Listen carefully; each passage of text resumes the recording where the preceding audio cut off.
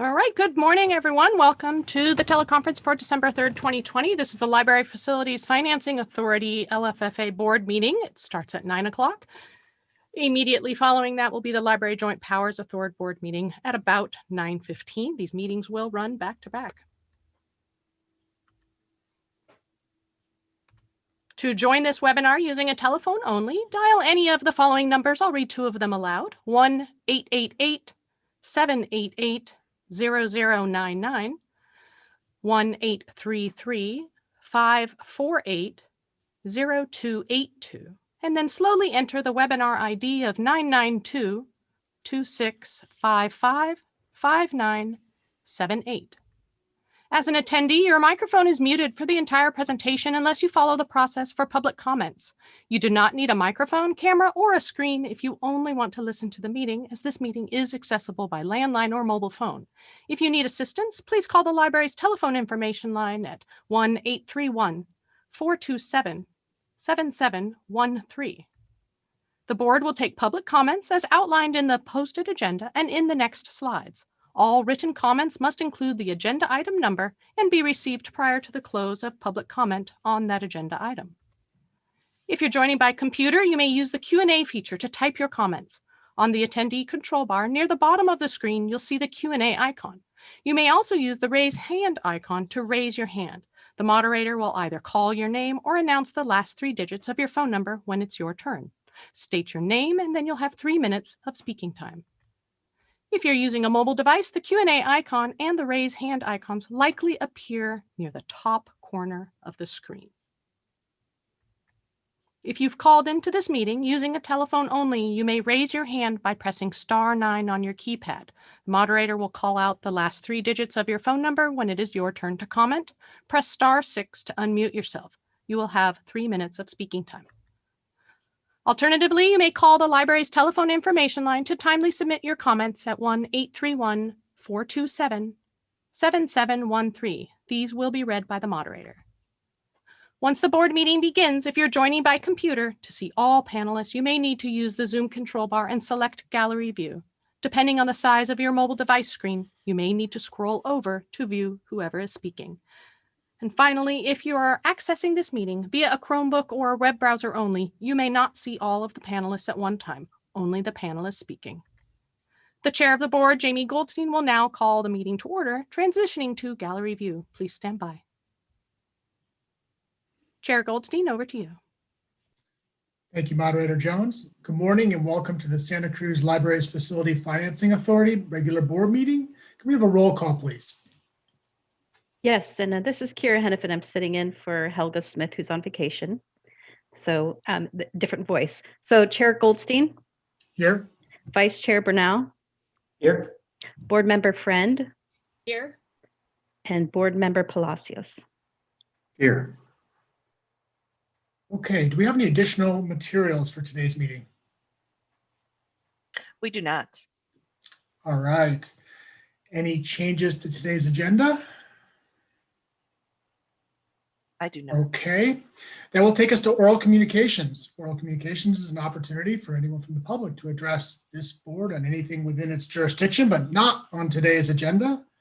Moderator Jones, do we have any oral communications this morning? Chair Goldstein, we do not. Okay, I'll close public comment then and take us to Executive Director report. Director Nimitz, what have you got for us this morning? Well, the projects keep moving forward in sometimes very exciting ways. I am so happy to report we have a new roof at the Scotts Valley Library just in time for the rains. We're very, very excited about that. We also have a new HVAC system. Boulder Creek has started construction. Capitola and La Selva Beach are really moving to almost a closing phase, finishing the projects up.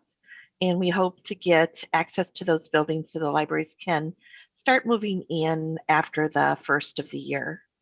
We will be going and seeking approval to bid out the Live Oak project in January with the county board. We expect the annex project to go to the county board in March. Boulder Creek and Felton, I do want to mention, are in the evacuation zones. for debris flow. So we're keeping an eye on that. Particularly with Felton, we're just making sure the staff is up to date about what's happening and developing the appropriate emergency procedures. I do want to say we have had to close Scotts Valley sometimes just for moments of construction. That will probably occur again over the next 3 months. We'll be repaving the parking lot and doing an earthquake retrofit. So there'll be small closures, but we don't expect a large closure for Scotts Valley. The good news is the projects are moving forward and we're making real progress. It's very exciting. Great. Thank you, Susan. Do any directors have any comments or updates on their projects? Seeing none. Thank you, Susan. We're very excited in Capitola too. I think by the next time we meet, our building will be done. I hope. That's our target. The construction will be done, but we still have to move in. Yes, no, I know there's plenty of work to do after the construction is done. Okay, so that takes us to the next item on today's agenda, which is the consent calendar. Does anyone want to pull anything off consent? Seeing none, is there a motion? I'll move approval of the consent calendar items A, B, and C. I'll second that. Okay, we have a motion and a second. Can we have a roll call vote, please? Chair Member Goldstein, Aye. Vice Chair Bernal, Aye. Board Member Friend, Aye. and Board Member Palacios. Yes. Okay, so the consent calendar is approved. That takes us to item 7 on our agenda this morning, general business. Item A is the 2019-2020 Community Facilities District Reports. Do we have a staff presentation? Edith prepared these, but I think it's pretty straightforward. Edith, unless you have anything else you would like to comment on. I just want to appreciate that everyone was able to get them in very timely this year.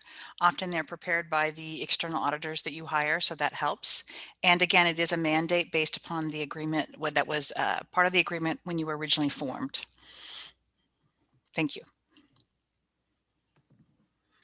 Okay, so we have a so sorry. Are there any questions on this item? Seeing none, we will go out to public comment. Does anyone from the public wish to comment on item 7A? Chair Goldstein, we have a public comment on the director's report. I'm not sure if we missed it or if we're still in it, but there is a member of the public who'd like to comment. Sure. Well, technically, the director's report is not something that we take public comment on. There's no action on it, so it's just an oral report. But I will note that the Community Facilities District Reports does cover many of the same issues that the director covered in her oral report, as it has to do with spending money on these branches. So if somebody wishes to make public comment on item 7A, I think they would be more than welcome to do so. All right, hang on just a moment. Jean, your line is open. Go ahead. Thank you very much. Can you hear me? We can. Okay, thank you. I'm a bit confused. If you do the board members have a printed copy of today's agenda, or are they viewing it on their screens? Because I want to refer to a page number under the director's report. How do the board members see a page number that I refer to? Jean, you should probably make your comment. I think each board member probably has a different mechanism of viewing the agenda packet. Okay, thank you. Well, I'm referring to page 14 on the library facilities report that was in the director's report. I don't understand the math. It shows the Measure S allocations, the bond disbursement so far, the special tax, I guess that's our quarter-cent sales tax. And then it shows on the right-hand column what is remaining to be dispersed. And I take it that the only thing that's remaining is for the city of Santa Cruz, to be dispersed. And the figure is about 23.5 million, 23,573,000. The reason I don't understand is because we knew that for the downtown library, we had $27 million allocated, and then Branciforte and Garfield received $1.5 million. That left 25.5 million. And so I'm wondering if this 23.5 million is all for the downtown library. And if so, how does the public see an accounting of how the a 1.5 million has been spent so far on the downtown library to date? So that's my basic question. How can the public see an accounting of the money that was spent on the downtown library, where it's delineated that should apparently add up to about $1.5 million so far? I hope that makes sense. My question, maybe I'm not sure if the director can explain that to you, or anyway, that's my question. I'm confused. Jean, I think the best way to do this is do a public records request, and we'll give you all the information about how the Measure S money has been spent in the city of Santa Cruz. I would do it to the city of Santa Cruz. Okay, thank you. Okay, is there anybody else who wishes to address this board on item 7A? Chair Goldstein, I don't see any other comments at this time from the public. Okay, thank you. So I'll close public comment and bring it back to the board for discussion and a motion. I'll move approval of the item. There's a motion on the floor. Is there a second? I'll second that motion. Okay, we have a motion and a second to approve, accept, and file the annual Community Facilities District Report for this recently ending fiscal year. Can we have a roll call, please? Chair Member Goldstein, Aye. Vice Chair Bernal, Aye. Board Member Friend, Aye. Board Member Palacios. Yes. Okay, the motion carries unanimously. So that takes us to item 7B, which is the proposed annual meeting schedule for calendar year 2021. Susan, do you have a staff report? I believe you're muted. Yes, the statement of the year. Please turn to page 27 of your board packet.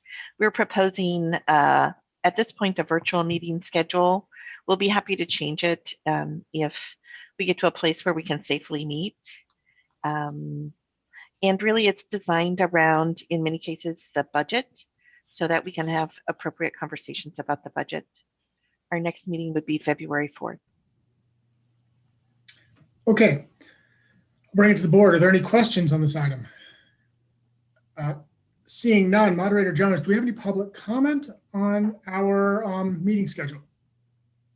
Chair Goldstein, there are no public comments on the meeting schedule. Okay, bring it back to the board for discussion. Is there any discussion on this item? I would like to just briefly toss out that with the Zoom meetings, is 6 o'clock the best time for everybody to meet? I think we had originally designed the 6 o'clock to give board members time to travel to remote library locations. And under the virtual scenario, that probably is open for discussion. So I, for one, would be perfectly happy moving it forward a little bit. I know that the 6 o'clock meeting was kind of set around people being able to travel to attend meetings in different places around the county. And we were trying to have a few night meetings a year at different locations to do that, to kind of get out into the community more. And so, but with the virtual meeting, I don't know if that makes sense. And I don't know, I, for one, would prefer ending a little bit earlier in the evening if we could. So I guess I would propose moving from a 6 o'clock start to a 5 o'clock start, unless nobody else is interested. That's fine with me. I think the rationale is sound. We're not traveling, and the 5 p.m. still allows people who might be working until 5 to be able to participate after their work day. So I'd be supporting that as well. Fine with me. All right. Well, we have a motion. Oh, so do we have a motion then? So I will move that we adopt the proposed annual meeting schedule for 2021, except for we move the starting times for the March 4th, June 3rd, and October 7th meetings to start at 5 p.m. instead of 6 p.m. And I'll note the other meetings start at 9 a.m. All right, great. There's a motion. Is there a second? Second. Okay, motion and a second. Can we have a roll call vote, please? Chair Member Goldstein, Aye. Vice Chair Bernal, Aye. Board Member Friend, Aye. Board Member Palacios. Yes. Okay, so that motion carries unanimously. We have a schedule for 2021. I think we're all looking forward to the new year. With that, sorry, I'm skipping back because I'm using a digital form of our agenda packet. I would like to just point out that at the February meeting, we'll be selecting new officers. We have a rotation schedule. So the next chair-elect will be Martine Bernal and vice chair will be Tina Friend. Okay. Well, I will hand over the reins. We'll have a smooth transition of power in February, I assume. Or you could fight it. It's going to be fraud, I'm pretty sure. No. Okay. So that takes us to adjournment. I will adjourn this meeting until our next scheduled meeting, which is February 4th at 9 a.m. And that will bring us to our, sorry. And I have to find the right, there we go, this agenda packet. Oh, the agenda for the Santa Cruz City County Libraries Joint Powers Authority Board meeting. That brings us to the first item, call to order. I will note that the same members are present as at the previous meeting. All members are here. And that takes us then to additional material. Is there any additional material for today's meeting? Susan? There is not. Okay. Any additions and deletions? There's not. All right. Moderator Jones, do we have anybody who wishes to make oral communications on items that are not on today's agenda, but within the purview of the Joint Powers Authority? Chair Goldstein, I do believe there's a public comment. Hold a moment, please. Jean, go ahead. And thank you again. As a member of the public, and because there is a lot included in the director's report, I'm requesting that the public always be able to speak to the board during that agenda item. I just think it makes a lot of sense. It welcomes the public. It allows the public to be engaged. It doesn't really matter to us whether it's an action item or not. So that's my request, and I hope you will consider that positively. Thank you very much. I also, thank you very much. I'm done. Thank you, Jean. Is there any further public comment? Chair Goldstein, there are no further public comments at this time. All right. So that takes us to report by Library Director, Director Nimitz. We have begun our library grab and go service model with public computing and expanded service hours. Our entire staff has new schedules and new assignments, and this was accomplished after much union discussion, particularly around workload and safety. I do want to say that the library staff was recognized last night as hometown heroes for the work they've done through the fires and COVID. It's an honor to work with this staff. They're energetic and hardworking and dedicated, but they've proven to be really agile and innovative at the same time, and I'm really proud that they were recognized in this way. And that's all I have. Great. Thank you, Susan. And at the public's request, I will open it up. Is there any public comment on this item? Chair Goldstein, I believe there's a public comment. Jean, go ahead. Morning, thank you. On this, I have just a question, a general question to the board. And since I can see all of your faces, good morning, a nod of acknowledgement would be sufficient for me. I'm wondering if you all had a chance to read the email that I sent to you yesterday regarding the organizational chart, which is found in the under the director's report also. The organizational chart that shows the JPA board, the director, the Library Advisory Commission. I sent you an email yesterday, was explanatory of the confusion that the current organizational chart shows. So I'm wondering, did any of you have a chance to read that? To show of hand would be fine. And if not, I'll continue. Did anyone read it? Jean, public comment isn't intended as an interactive process with board members. My recommendation would be to make your comment. Okay, well, I sent an email to the board and I thought it made a lot of sense to me. I copied it also to Susan Nemitz, and I'm hoping that the board at some point will take up that matter in terms of making it less confusing and making it more accurate about the relationship between the JPA, the Library Advisory Commission, and the director. So I'm hoping that if you didn't have a chance to read it, you will take the time to read it and contemplate. I think it's a good suggestion. Thank you. Thank you, Jean. Okay, so that takes us to item 6 on today's agenda, which is the report by Friends. Do we have somebody from the Friends here today? Just so We do. Hang on just a This is some moment. huge. Well, it is. They're dealing with multi-millions dollars. Martine, I'm going to move you over.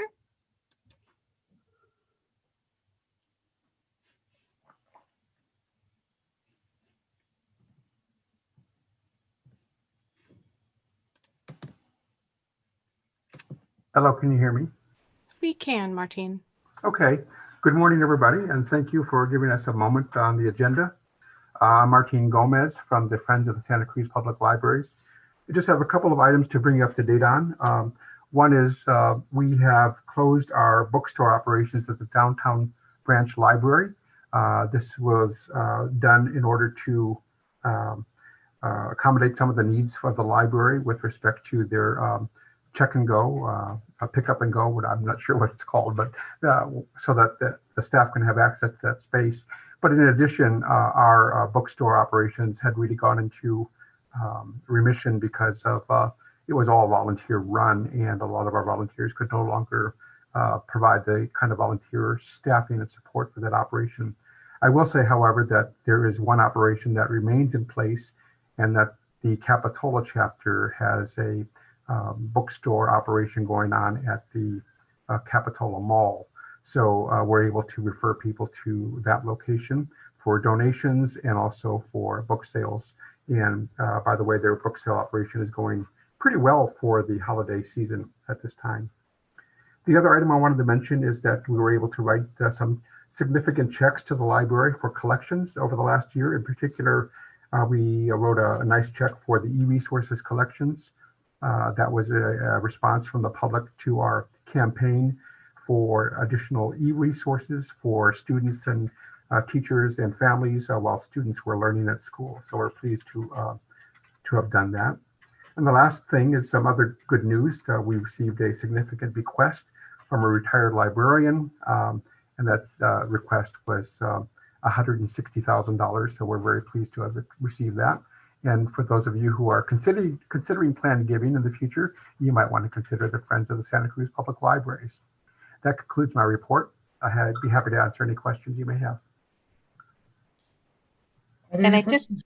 just want to add that one of the things the e-resource funds have allowed us to do is buy classroom copies, so that instead of having a single copy of the Grapes of Wrath, we have multiple copies, so a whole classroom can experience a book at a single time. And that's been really helpful to us with our partnerships with the school district. So I'm very grateful to the Friends for taking on that initiative at this really important time. Chair Goldstein, I don't have any questions, but I just wanted to thank Martine and the other members of the Friends for being so active during this very difficult time. I know it's very difficult to continue to do the work, but you have done that, and we're very appreciative, and I wanted to make sure you knew that. Thank you very much. Thank you, Director Palacios.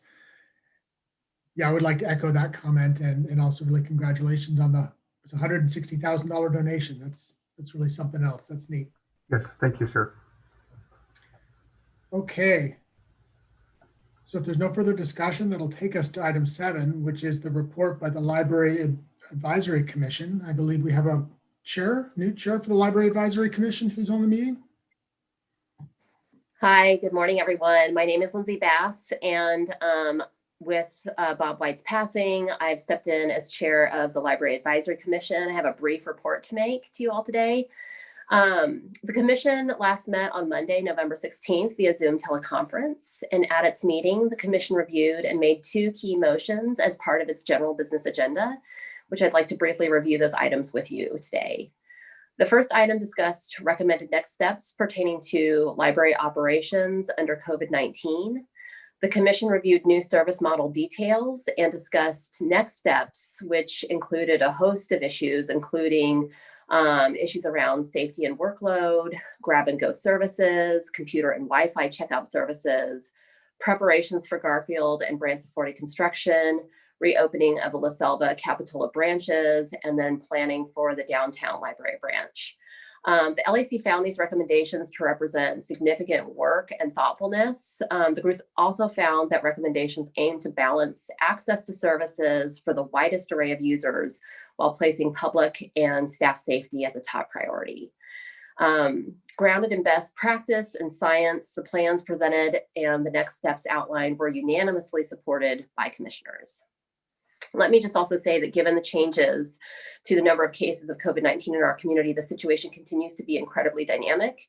During the meeting, commissioners shared their support and gratitude to the efforts made by Library Director Nimitz, Assistant Director Howard, and the entire library staff in continuing to adapt and find creative solutions for providing library services to our community during this very difficult time.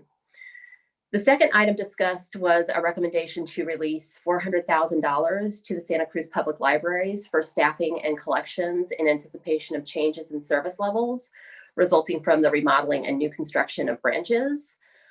Given the positive sales tax outlook that was presented and the constraints of current staffing levels, the commission found the requested funds to be a prudent addition of necessary resources to support activities related to capital projects at various branches and voted unanimously to support the recommendation.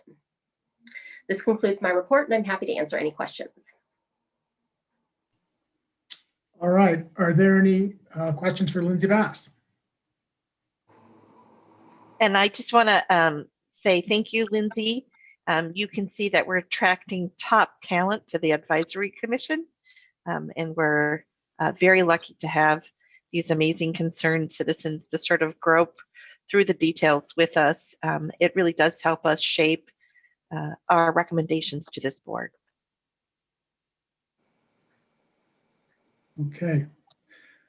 Well, thank you. Okay, that takes us to item 8, which is comment by board members. Any board members have any comments this morning? I have one comment, Chair Goldstein.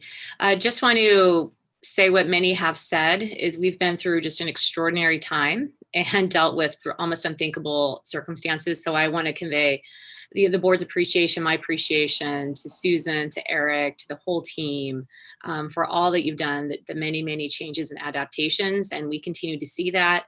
And I'm still so astounded by the energy and the enthusiasm to embrace change and try new things and accept when things don't work so well and move on to something else. You know, like moving through that failure into new creation has really been remarkable to see. And I know everyone's working so hard. So I just want to say, I see it, the board sees it. We're very grateful for everyone. So Susan and Eric, if you could convey that to everyone in your staff, please do. And then a special note from Scotts Valley, we did have a lot of changes. The construction had some little twists and turns. We had to open and close a few times. And I really want to applaud Laura, Linda, and the staff at Scotts Valley for their work to respond sometimes within hours to unexpected things happening and having to shift operations. So again, that resilience when it's been such a difficult year is so appreciated. So with my thanks, glad that we're moving through 2020 and into 2021. Okay, thank you, Director Friend. Are there any other comments by board members? Seeing none, that'll take us to the consent calendar. All the items listed on the consent calendar can be taken up in one action. Does anyone want to pull any items from consent? Seeing none, is there a motion? I'll move approval of the consent calendar, items A through H. There's a motion. Is there a second? Second. Okay, we have a motion and a second. Can we have a roll call, please? Chair Member Goldstein, Aye. Vice Chair Bernal, Aye. Board Member Friend, Aye. and Board Member Palacios. Yes. Okay, the motion carries unanimously. That takes us to general business.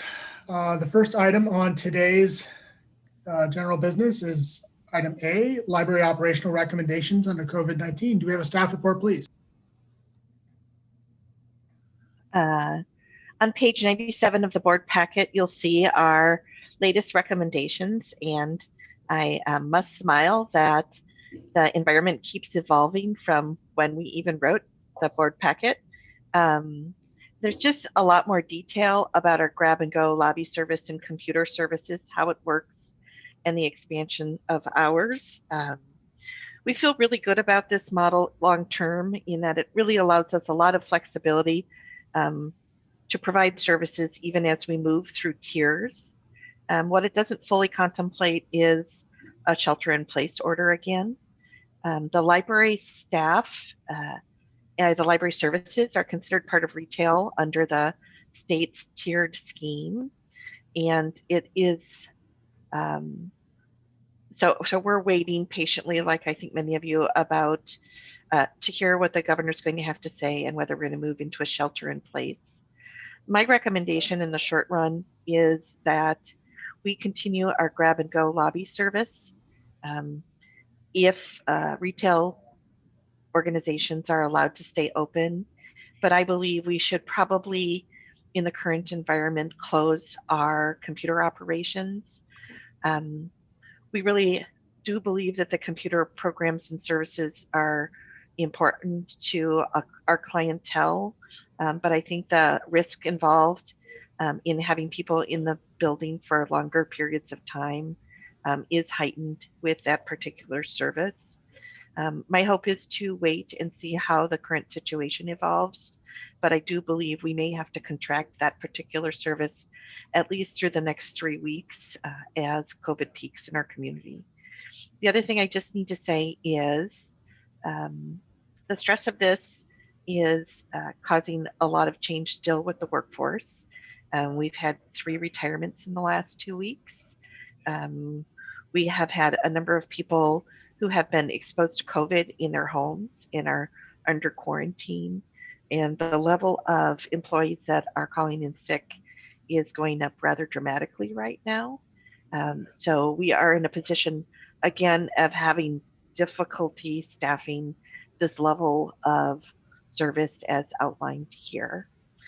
In May, you gave me the ability to expand and contract. I want you to know We are committed to public services and understand how valued they are. But we do have, we are struggling with the current environment as the pandemic grows within the community. I do want to point out in particular, because it sets us up for the next discussion, our next steps of things we need to work on. We need to continue to work with the union on issues of safety and workload. And we've been spending a great deal of time with staff concerns about safety and workload, and I don't see that going away in the near future. We want to solidify our grab and go model of services. We're still tweaking it. We are in the process of implementing our computer and Wi-Fi checkout program. In the next 2 months, we have to completely empty Garfield Park and Branciforte. We have to open La Selva Beach and Capitola in the spring.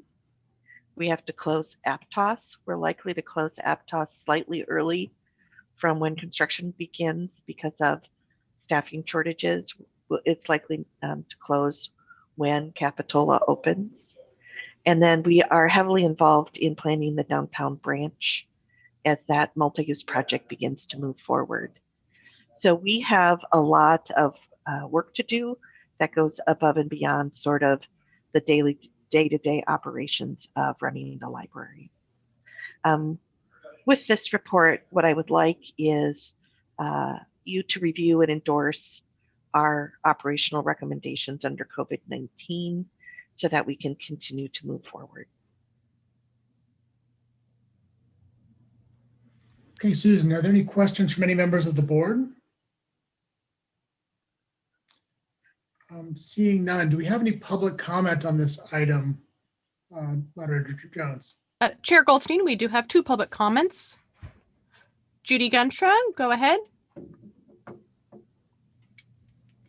You may need to unmute yourself, Judy.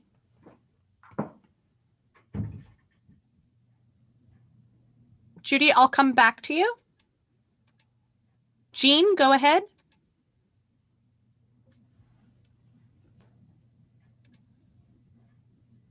Jean, you may need to unmute yourself.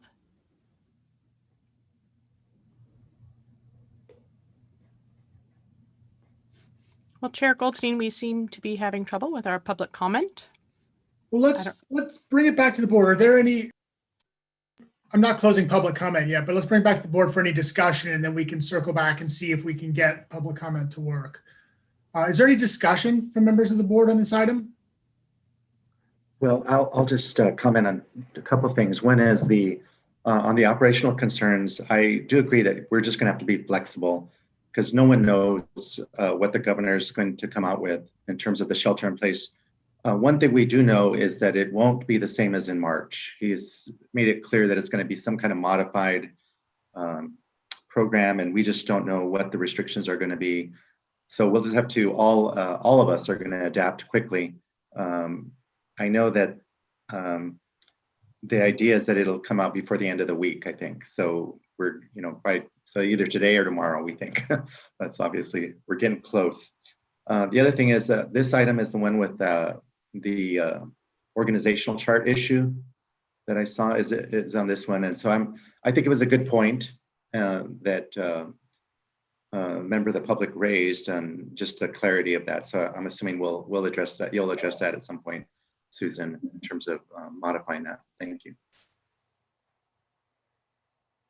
Okay, is there any other comment on this item before we get a motion? Chair Goldstein, should we try public comment again?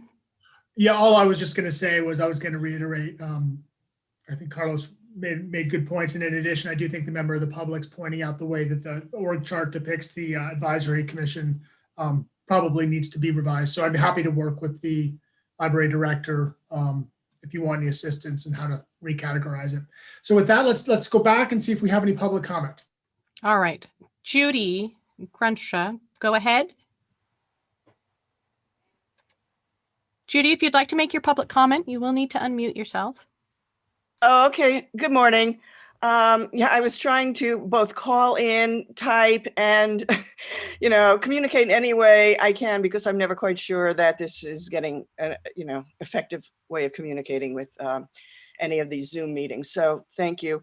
Although I'm not allowed to ask it in a question form, I will state that the organization chart is something I had concerns with because, the LAC and the JPA are now on the same level. And I don't know when that was formally approved. Some time ago, I know Mr. Palacios wanted the LAC to take more of a role in approving, the details of policies. And I believe Susan said that it would require, formally stating or changing that in the Fourth Amendment, I think. So, if there's been a change in the organization chart, when was that done? And what are the implications as far as the LAC assuming more of a role in actually finalizing acceptance of policies? Thank you. Apparently you can't answer me, so that's just my statement. Thank you.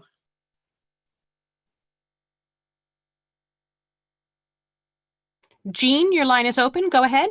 Okay, can you hear me now? We can. Okay, well, this is Happy Jean speaking to you. Everything is positive for me in this statement. First, I'm most pleased to hear that there was some acknowledgement that that organizational chart did need taking a look at, and that you're going to do that. So I'm happy about that. Secondly, I really, regarding the library services now, Susan and all of you, we really appreciate even the reduced library services. We're regular library users. We have adapted to them. Grab and go is nice. Even before grab and go, it was good. Everything is okay for us in terms of being able to access via online library materials and order them, and they're ready and waiting for us. It's moving very smoothly. We are using the Live Oak Library, and we see at least a dozen other people who are there in line doing the same thing. So I know it's tough. I know it's difficult for the employees with whom we interact across the lobby or out on the front. They are gracious, they are happy. It feels good. So I think at least this portion of library services is working fine, and we feel like we still have a library, and I wanted to let you know that. The last positive thing I have to say is I had raised my hand during the Library Advisory Commission report, but I guess I didn't get it up in time. We attended the last Library Advisory Commission meeting and have nothing but accolades on this fine there's some new members. We're sorry about, very, very sorry about Bob White, but the last Library Commission meeting, and we've been attending them, our very first one was in November of 2016. So we have attended a lot of library advisory commissions. This one, they just keep getting better and better. This commission is functioning greatly, and we look forward to their being able to function also for you, because they are for you, this board. So all good feelings from me today to you. Thank you so much.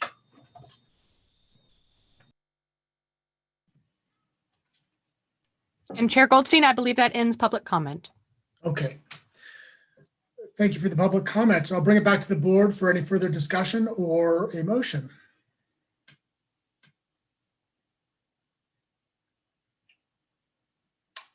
What's the will of the board this morning? So just to clarify, I think what's being asked of the board is to review and endorse this latest set of operational changes. Okay, in that case, I'm happy to make that motion that we support the operational recommendations, this latest set presented today in this packet. No, second the motion. Okay, we have a motion and a second on the floor. Can we have a roll call, please? Chair Member Goldstein, Aye. Vice Chair Bernal, Aye. Board Member Friend, Aye. and Board Member Palacios. Yes. Okay, so that motion carries unanimously. That takes us to item B on our general business this morning, which is the fiscal year 2021 budget update number 3. We have a staff report, please. And I apologize, but I'm going to put Nicole Coburn on the spot for a moment. We got a recent new LFA revenue update. I just want to remind people that the LFA represents the county, the city of Scotts Valley, the city of Capitola, and Watsonville, and does not include Santa Cruz. But we have a new revenue update that exceeds our former forecast, and I thought Nicole could help us understand sort of the meaning of this, why it happened. Nicole? So good morning, everyone. Nicole Coburn, Assistant CAO. So I prepared the revenue update for the first quarter of the fiscal year for the LFA, the Library Financing Authority. And sales tax has come in much stronger than we originally projected. And that has all to do with very strong online sales. A lot of us are at home and shopping and having things delivered to our houses rather than going to stores. So revenue for the first quarter was up quite a bit. And so that impacted the revenue estimate for the year, which is now higher than what we originally projected. So it's coming in strong.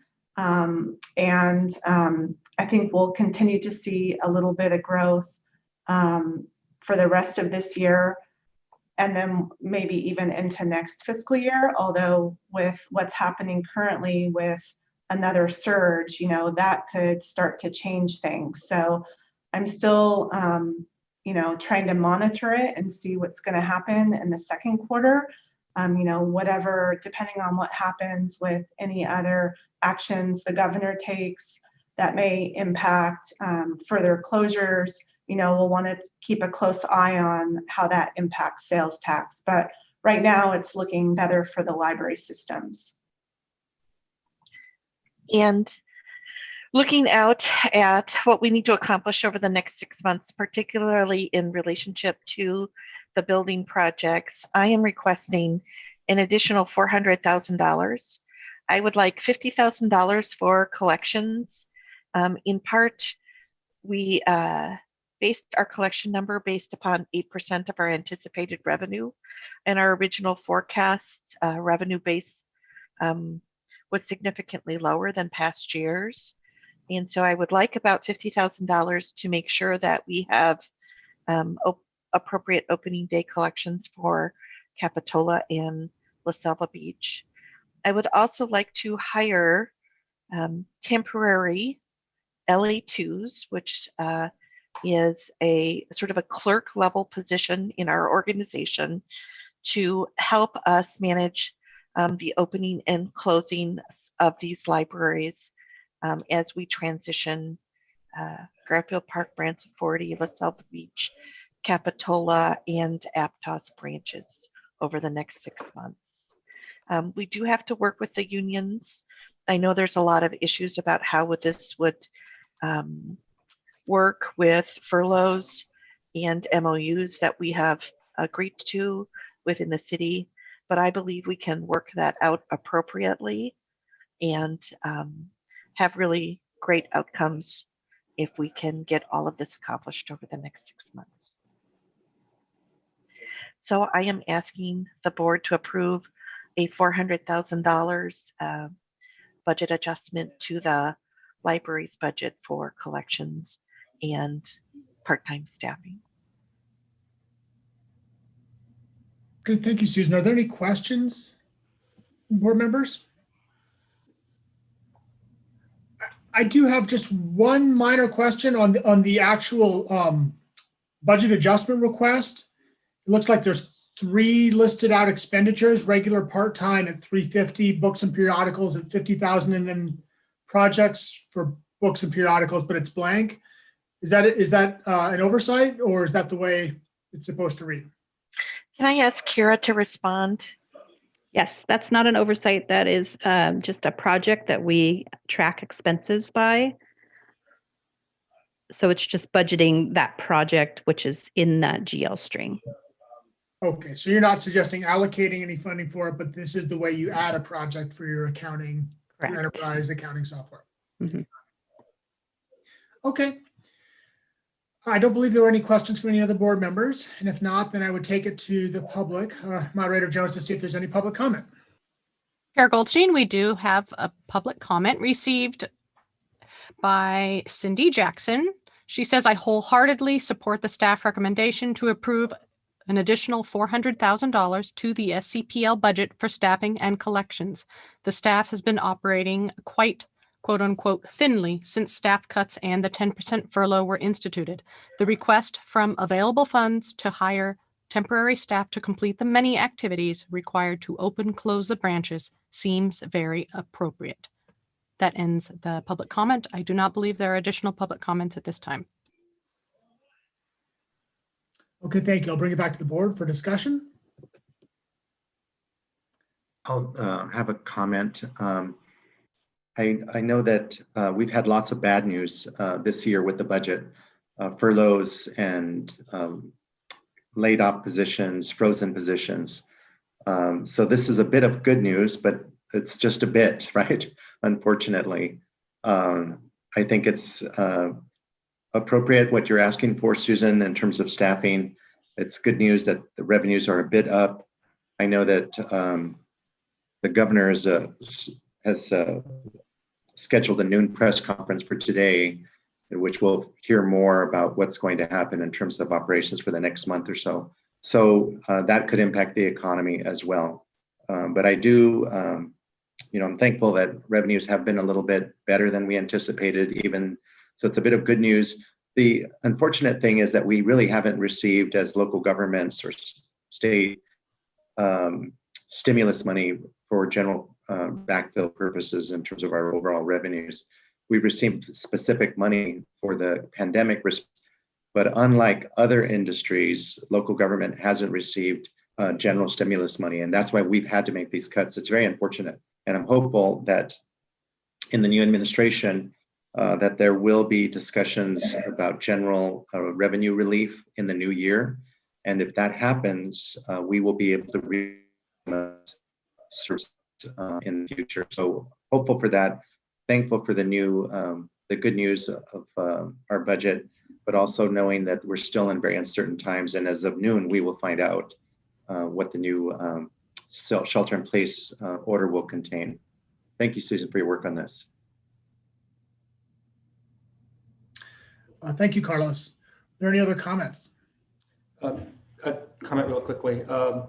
Also, thank you, Susan, for your work on this and trying to balance, trying to open up new facilities in this environment. Who knew we would be trying to do this all at the same time? It's a bit unusual. In any case, it sounds like you've come up with the balance here with respect to the temporary hours and the one-time kind of expenses. So there is some fiscal flexibility there, because I think as Carlos mentioned, who knows what can happen with the economy. We might get into a more severe recession, and it might get worse.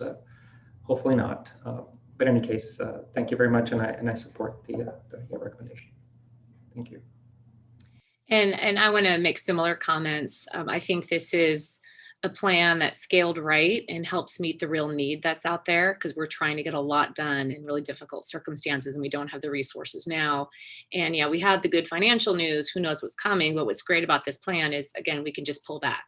If we're finding that we're seeing indicators that concern us about our revenues, we can pull it back and we'll be able to sustain this year just fine. So I will be supporting this as well. And I'll go ahead and make a motion to support approving an additional $400,000 for the Santa Cruz Public Libraries for staffing and collections in anticipation of changes in service levels resulting from the remodeling and new constructions of branches. And I'll second the motion. Okay, we have a motion and a second. Is there any further discussion? Seeing none, I would ask for a roll call vote, please. Chairmember Goldstein. Chairmember Goldstein.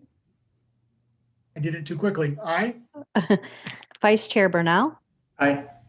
Board Member Friend. Aye. Board Member Palacios. Yes. Woohoo! I'm sorry, my blood pressure went down. All right. So the motion carries unanimously, and I believe, because I'm trying to use a digital device to read the packet, that takes us to the end of the agenda. It's Oh, the no, it does calendar. not. We have one more. Yeah. So we do. We have our meeting calendar, and you will recall that we just set our meeting calendar for the LFFA earlier, which was to approve the calendar as proposed with the change to move the 6 p.m. meeting start to 5 p.m. So is there any board questions on that? Seeing none, we'll take it. Is there any public comment, Moderator Jones? Chair Goldstein, there are no public comments at this time. Okay, I'll bring it back to the board for discussion or a motion. I'll move approval of the annual meeting schedule with the proposed amendments to move the evening meetings to 5 p.m. Second. Okay, so we have a motion and a second. Can we have a roll call, please? Chairmember Goldstein. Aye. Vice Chair Bernal. Aye. Board Member Friend. Aye. And Board Member Palacios. Yes. Okay, so that motion carries unanimously. We have our schedule for 2020. And that will take us. I just want to say that at the next meeting, we will have to discuss in February maintenance of effort. Right. So that will be one of the items that's listed for discussion. I can work with you, I think, on setting the agenda and updating you on where those discussions are. Our next meeting is February 4th, 9 a.m. Thank everyone for participating this morning. With that, we will be adjourning to closed session.